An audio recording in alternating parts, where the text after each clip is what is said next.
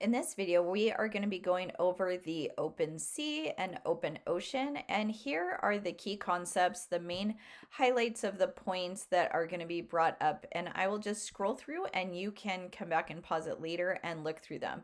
So when we're talking about the open ocean, we are talking about this area of water that comes just after the Neritic zone. So previously in the last video, we talked about the Neritic zone, which is this area above the end of the continental plate where it will come, the continental plate extends out, and then right where it dips down, that becomes the oceanic zone, whereas the water just above the flattish part of this like continental plate is called the Neritic zone. So once we hit the oceanic zone, you get a lot less nutrients from the land because a lot of the nutrients have stopped in the runoff right here, or if they do make it into the oceanic zone, they have gone down this cliff and fallen down. So a lot of this water does not get fresh nutrients from the land. And when we're looking to divide that up, you can divide it a couple of different ways. One way is to divide it by how much light it gets. And so it's called like the photic zone because it gets light. And this can extend as deep as 200 meters. And the aphotic zone, A meaning not getting, so it's not getting light in this deeper zone.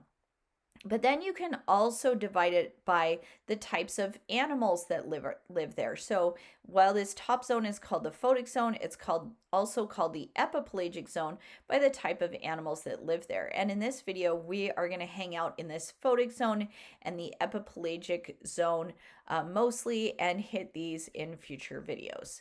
So again, the open sea can be divided up like by vertical zonation, like going up and down, and by how much light can penetrate it, with the top area being called the photic zone, which can go down to 200 meters.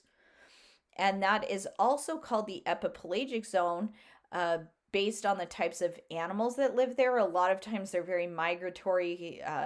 They're called pelagic animals because they can travel long distances and have bodies like this one here that is built to move. And then underneath that is the aphotic zone that extends to the bottom until it gets fully dark. So different organisms in the oceanic zone are divided up into the plankton and the nectin. And you know a little bit about both of these already, but we're going to talk first about plankton. Remember, plankton are organisms that have a hard time moving against a current. It doesn't mean they don't move at all, and we'll see that a lot later in this video, but they can't really intentionally swim across the ocean types of movement. It generally will stay mainly in the area that it exists and was born. That's where it'll live most of its life.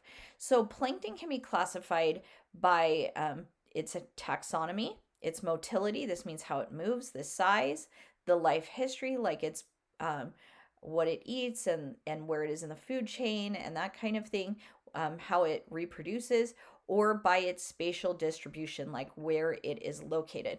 So we're going to talk about that first one, which was the taxonomic group. So scientists will try to sort plankton into groups based on taxonomy. So the cestin is suspended particles like tryptin and plankton, and tryptin specifically is non-living particles like minerals or detritus being the dead and decaying organisms.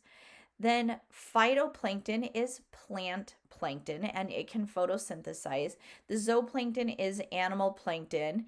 And I want to point out that the zooplankton, some of those organisms will progress out of being plankton. They'll only be plankton for a little while, and I'm talking like fish eggs. Some will stay plankton their entire existence.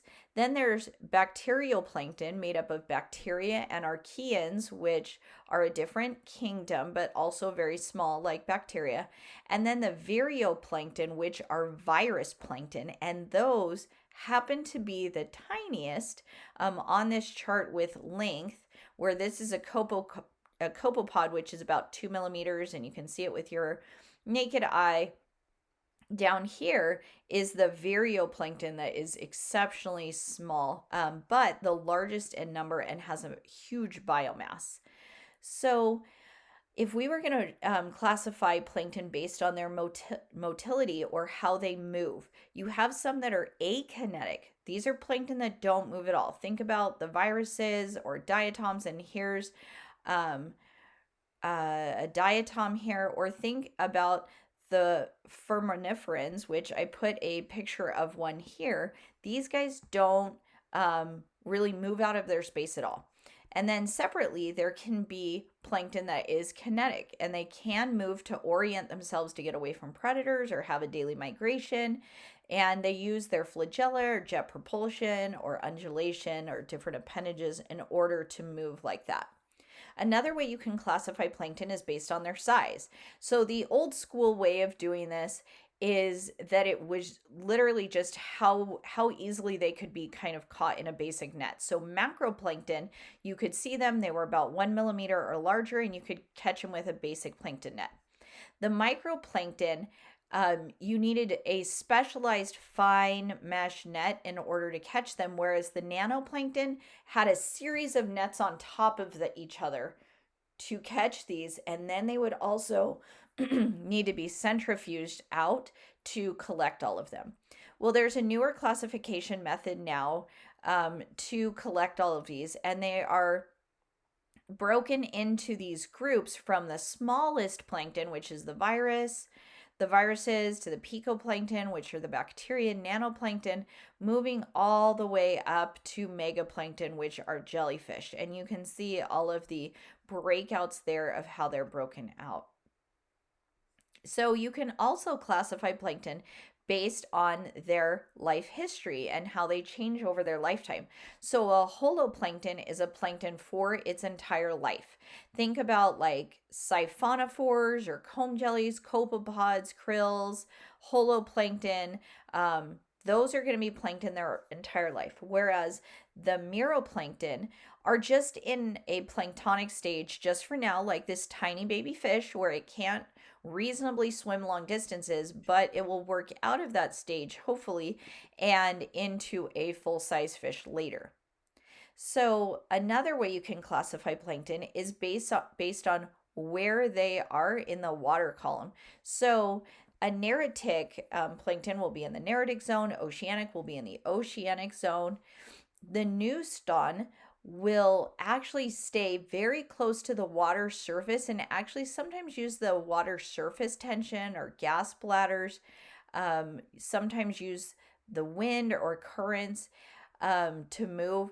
But the plouston will actually use this is a special kind of neuston, and they will break the surface of the water like the by the wind sailor, which is right here, and they will actually extend and make a sail above the water in order to move. Or this one down below is a purple sea snail, and it will actually use mucus and flap around to get bubbles of air and then cover bubbles of air with a mucus, almost like you are blowing bubbles, and cover it with mucus, and then multiple bubbles stick together to make a bubble net that it holds onto as it floats through the water. So there can be patchiness in the open sea, and plankton will live in these patches. So the patches come and are caused by like upwelling. Sometimes there's difference in the surface variations, or there's mixing going up or downwelling where the surface water gets really heavy and will actually dive down. There can be different densities of water, or sometimes different things have come in to graze, which makes this very patchy. There isn't the same amount of growth everywhere. So this is a video from Deep Marine Scenes, from Drifter to Dynamo, the story of plankton. And then this video here is a video by SciShow, the most incredible snowfall on Earth occurs in deep underwater. So this patchiness makes it really, really hard for predators to come and eat it and feed while they're out in the open ocean. So this has been studied, like how do the predators like a sea turtle or a whale, how do they know where to feed when you can go miles without anything and then suddenly there's some patches there? So this has been studied, and this actually um, leads to a behavior called levee walks in and this actually occurs on land too, which is where it gets its name, levee walks, but it also occurs in the air where it's called levee flights. They should have one called levee swims for the water, but they don't, and they call it levee walks. But this is a lot of predators have developed a swimming behavior where they will swim in these short kind of mixed directions with these like short movements and twists and turns, but then they will just swim away from that area after feeding or looking for food and swim a long distance and then do the same short twisted movements again in order to find prey. And for whatever reason, that action tends to get a lot of animals, both in the water, on land, and the air, some kind of food to eat. So you see this model replicated in multiple places. I wanted to point out that you can have things like these larvaceans. They will actually make this giant mucus like booger every day and multiple times a day to catch a bunch of prey, and it'll go around and eat it. But then there's no way to get the waste out of the bubble, so it'll just like leave the bubble and then go make a whole new bubble to catch different prey. And this is a type of something called marine snow, where you find these like mucus like bubbles that have caught a lot of prey just there for the taking for other organisms to eat. And that's not the only way they're made, that's just one of the ways that marine snow is made. So plankton can actually migrate. So even though we say they can't swim reasonably like far, some of them can swim and do swim daily from the surface down underneath the water and then come back up to avoid predation and to feed and find food. And some of these are swimming up to a mile deep every day and then coming back up at night in order to feed so they're not seen. And then to protect themselves, a lot of them will stay together in what's called a deep scattering layer, where there's thick clusters of multiple species, and it's lots of species. It's not just one type of species, and they'll all cluster together for safety. And it is so thick that on sonar it looks like it is a solid mass. So there's a cool video about the daily migration of plankton called by National Geographic, the world's largest migration isn't what you think. And it's really interesting. And here's another video on megaplankton, which are like the animals like jellyfish. This is a video by MBARI, the Monterey Bay Aquarium Research Institute, on bioluminescence in the deep sea. How and why do animals create their own light? So there's a lot of organisms that for defense or breeding or other signaling to capture prey will let off light. And it goes into this jellyfish here that as a defense, this jellyfish will actually let off a small amount of light if it starts getting eaten by something else, in hopes that, say, a shrimp is eating it, it'll let off a light to let other fish know, hey, there's something here eating me, you come and eat it. And so it's just really interesting how this all works. So the largest of these zooplankton are jellyfish. So another type of megaplankton are the shelled organisms called the mollusks. And remember that not all mollusks have shells. Some of them have it so reduced that it's non-existent anymore, like a slug. But I put the Glaucus nudibranch here just because I think it's so cool looking. And you'll have the pteropods, which are very reduced or have an absent shell, a very small shell, or it's absent altogether.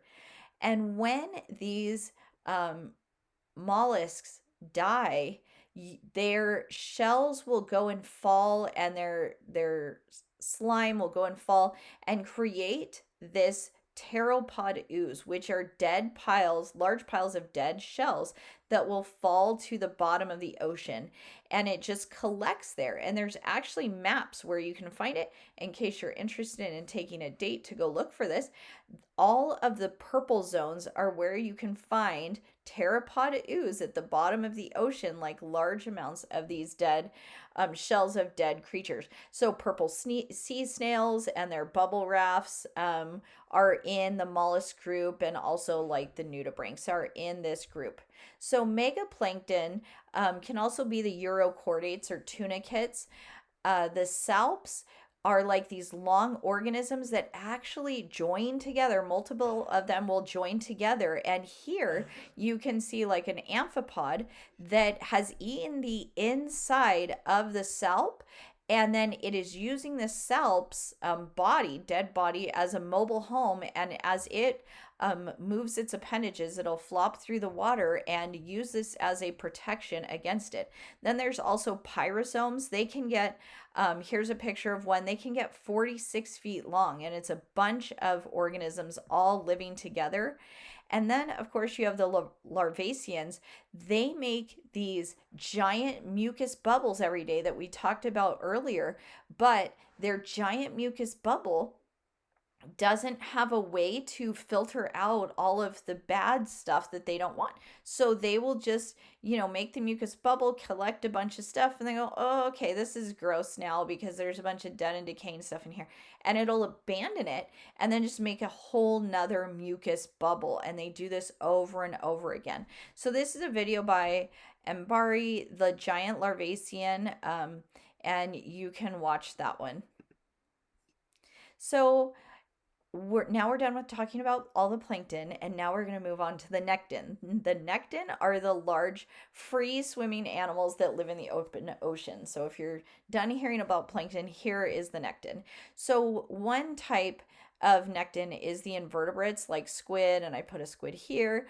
Other types are like fish, and I have like the billfish here, which has a really long upper mouth projection like a bill, and it will actually take it and slap different things in the water really hard and stun its prey and then eat it. And these guys actually are really non-discriminatory. It'll go and slap all kinds of different things like wood chunks it finds in the ocean, or it's done this to people's boats before. They have found chunks of the bill broken off inside of the sides of whales before.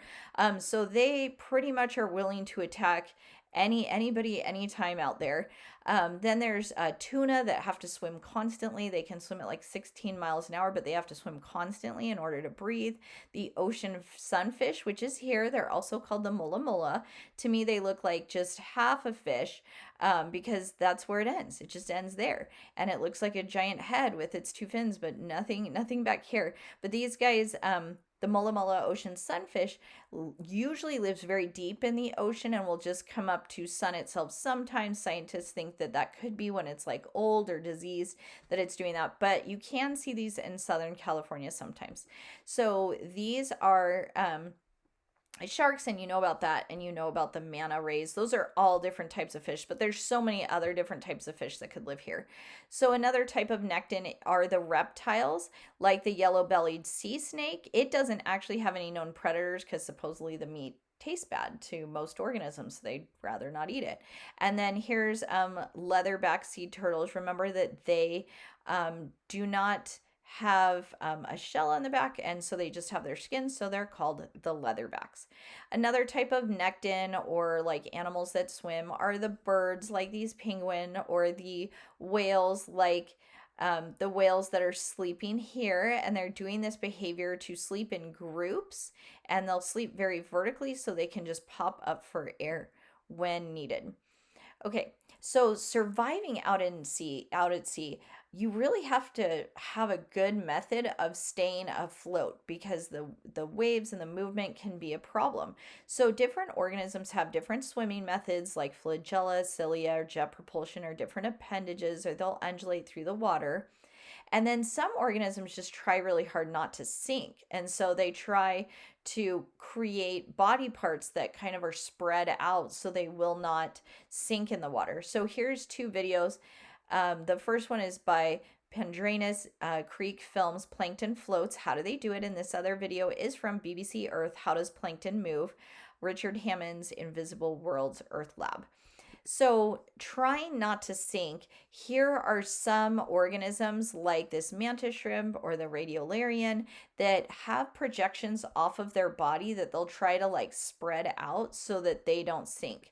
Another way of staying afloat is like these diatoms have these tiny little droplets of oil inside. So, and the oil is lighter than the water, and so that will help them to stay buoyant. Or here's some dinoflagellates and some jellyfish that literally just have cilia and flagella and will undulate like the jellyfish so that they don't sink throughout the day. So to avoid predation, there's not very many places, there's not many hidey holes in the ocean and in the open ocean. So a lot of fish just have, or organisms have, counter shading where they are darker on the top and lighter on the bottom so that they will not be seen either from the top or from the bottom. So they try to be less conspicuous.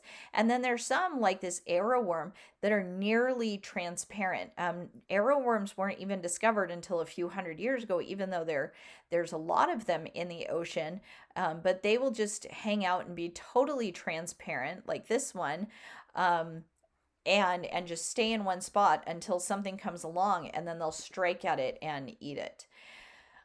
There's also safety in numbers in forming really large colonies. So this Portuguese man of war that is here, this is not one siphonophore. This is many, many siphonophores that are all linked together.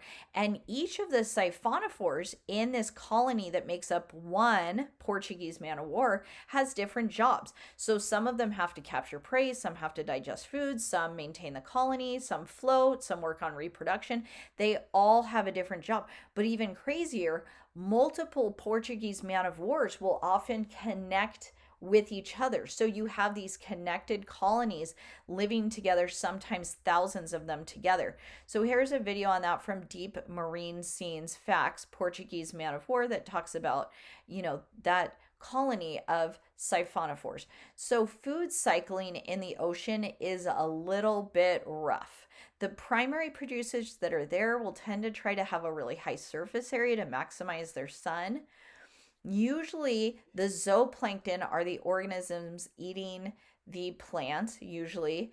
Then the virioplankton, the virus plankton, will actually go and kill bacterioplankton and phytoplankton, so the bacteria and the plants, and it'll lyse it open. That means burst it open. That does release nutrients for everything else, but it also disrupts the whole food web because it's not a traditional way of getting food, is just to have things burst open like that. So when they are burst open, there's something called particulate or organic matter, POM, which is broken up dead cells after they've been lysed. But this is also DOM, dissolved organic matter. That is also an important source of nutrients in the open ocean. And that's just extra nutrients released by phytoplankton. So phytoplankton, that's plant plankton that's overproducing, that would be called a DOM. So there are these challenges in productivity.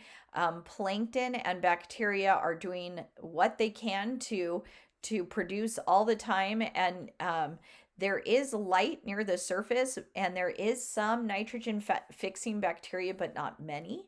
So another challenge is that in tropical waters, there's not much mixing in the water, and that also leads to low productivity, which makes an interesting food chain. If you were going to look at it as a chain, you have a lot of plankton, and then all of a sudden you have massive like animals at the top. So there's not a lot of in between here. Okay. If you were going to look at it though as a food web, here is a better drawing of like a food web of everything kind of intermixing and eating different things and having a varied diet.